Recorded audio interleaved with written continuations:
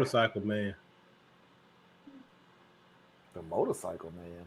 No, it's The not dad motorcycle. that is not the dad that sold the motorcycle. No. No. No, Mm-mm. no, that was just stupid. That was Mm-mm. terrible. It's only one that it could be. I You know. know. Don't say it if Mhm. you know it. But here is the winner of the worst person of the year. Taking my daughter and leaving the wedding after her stepbrother pulled her wig off?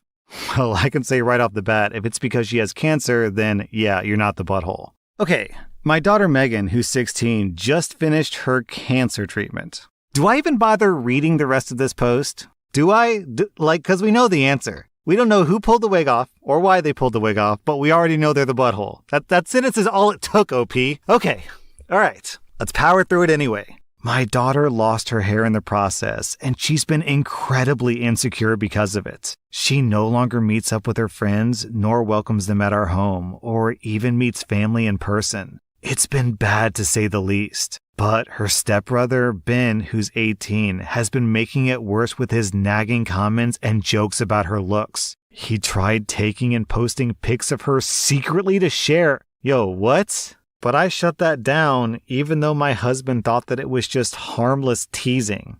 My husband's sister's wedding was last week. My family wanted Megan to go, but she didn't want to. I spent so much time trying to help her and convince her to start socializing again and see family. She agreed under the condition that I let her wear a wig, which I agreed to. Not only that, but I took her shopping to pick her own wig, and she looked beautifully stunning in her pixie hairstyle wig. My husband and Ben laughed when they saw it. I don't know why. We went to the wedding and everything was going well until this happened. We were all sitting and we started talking about Megan's look, and suddenly Ben reached over and pulled off her wig and exposed her bald head. I was shocked and I froze, but Megan yelled, then took her wig and ran.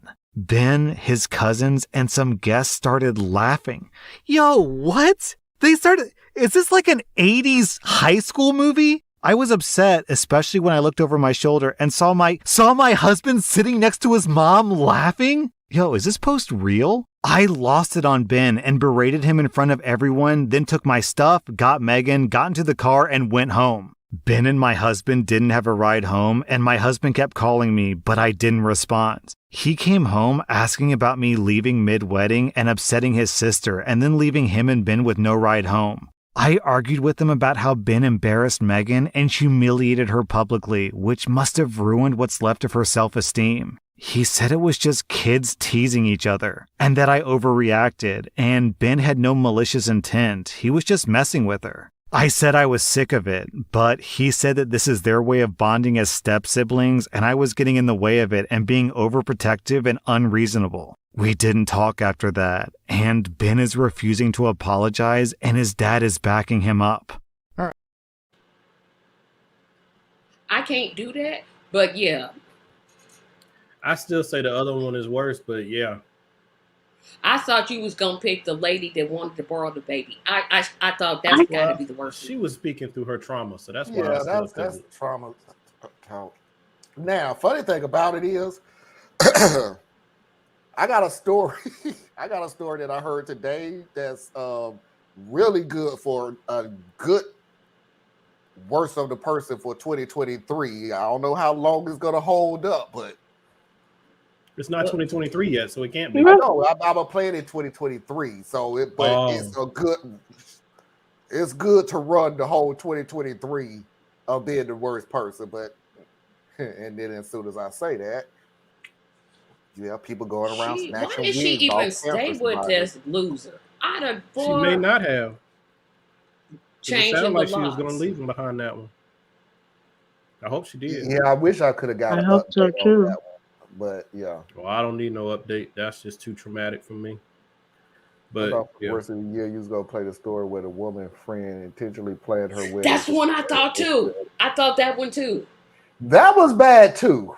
That really was bad too. I remember that one. That was I don't recall that one. That's the one where the parents died, and then she planned the funeral on the day that the parents died. No, the parents, her parents, the lady's parents died, and she has a death anniversary, so to speak, where she goes and visits their grave on this day. Her friend That of one. 7 years was, and just for anybody who don't know, That might have been when I wasn't on. Okay, think so she has a death anniversary where she goes and visits her parents' grave on that day every year. Her friend, who was dating somebody for months, I think it wasn't long, I just know that much, who was dating somebody for months, have decided to get married to the guy and decided that she was going 3 months. 3 months. Okay, 3 months. Decided to throw her wedding and have the wedding on the same the day. death date. And the Of girl, her friend. yeah, of her friend. And the girl kept saying over and over again, okay, I can come and then leave and go, or I can visit the grave and then come to the wedding. But the girl kept pushing her, saying, no, you got to be with me the whole day. You can't go. You got to be with me from the time you wake up, I guess, until the time you go to bed or whatever. Anything to push it. Well, the update was they had a Zoom meeting and she brought this up, and the girl finally snapped and said, yes, I purposely set the date of the death date because I'm sick and tired of you always hogging the spotlight, and I want to take some of it away. So yes, I did it on purpose. Yeah, I thought that one was worse than Ben. I think that is. Yeah, Ben is terrible. But I thought the one you was gonna really do was the one that wanted the girlfriend that was pregnant by her ex-boyfriend, but the new girlfriend wanted to borrow the baby. Yeah, I didn't think that. I thought that was tacky, but I don't. That was tacky. I don't think that was bad. That was Yeah, terrible. the most.